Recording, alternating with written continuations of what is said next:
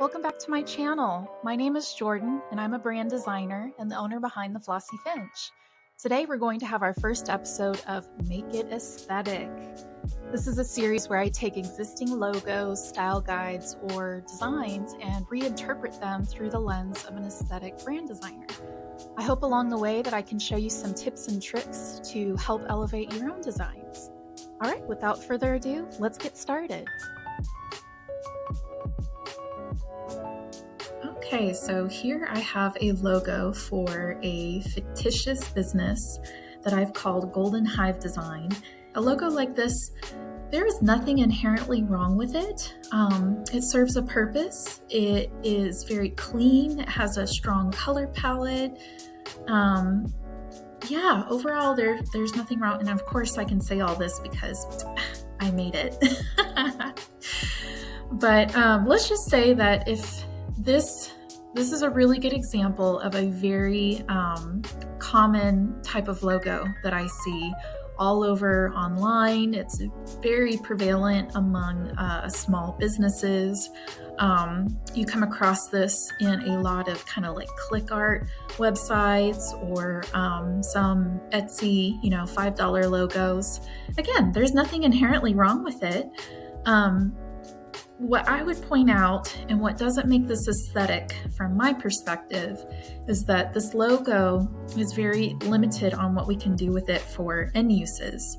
So for instance, this watercolor background, though it looks really beautiful on a screen and in a digital setting, if we were to translate this into apparel, multitude of different applications, we might run into an issue where we can't use this watercolor logo because it just won't translate very well.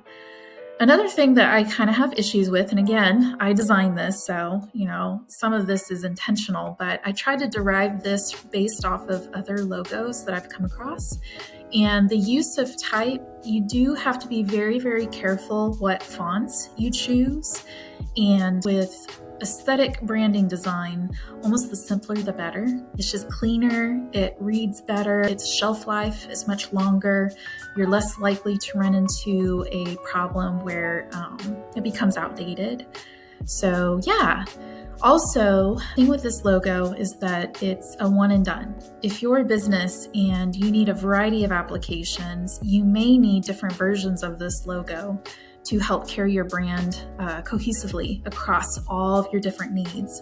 I'm thinking like stationery, apparel, any kind of branded swag, things of that nature. If you wanted to translate this into like textiles or fabrics, there would be some things to consider in the creation of a logo and its subsequent secondary logo and submarks.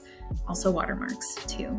So let's see how we can translate this logo into something that's a little bit more aesthetic. I did some tinkering behind the scenes and I didn't want to bore you with all of the mechanics, but I thought that I would go ahead and show a side-by-side comparison of the two logos and how a little bit of the rules and conventions of strong design can really help elevate a logo and give it a whole different personality. So already you can see that we toned down the circle.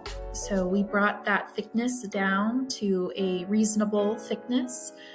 We also reinforced that with a secondary circle. It's always good that if you have one element, try to replicate it at least 3 times for a more balanced presentation. I also changed the stylistic choice of the bumblebee and went for something that was a little bit more bespoke, hand drawing with a little bit more character to it. This kind of elevates it, it ages it, makes it not so adolescent, I would say. And then in terms of font choice, I chose a very, very clean, simple font. This can be used and repurposed for a variety of different end uses.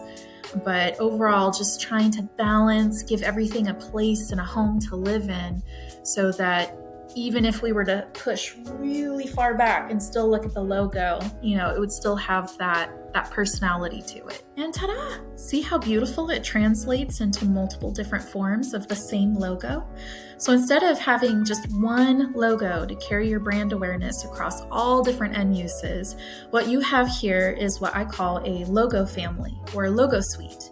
So a logo suite includes a primary logo, which we have here in the circle format. This is really good for emblems, for all kinds of stuff.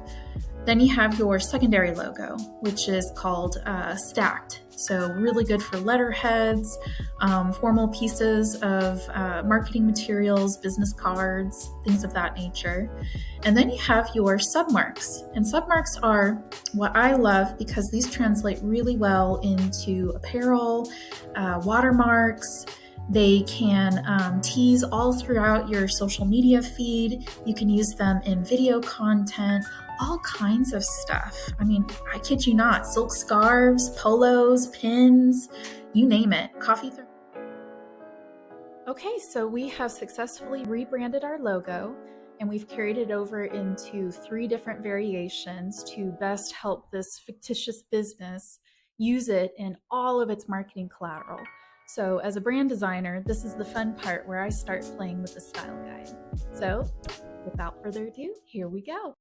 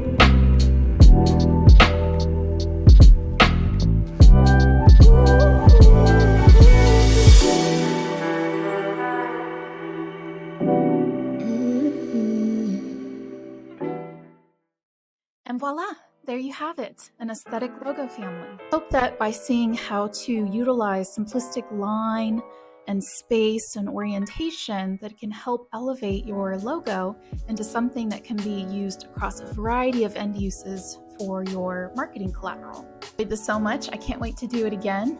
If you like this video and you want to see more, definitely be sure to like and subscribe, and I'd appreciate it so much. If you have a logo or a design that you would like some help with, I do sell template bundles on Etsy, as well as some custom logo and branding services. So I highly recommend that you check that out. Definitely give my shop a follow too. That would be really helpful.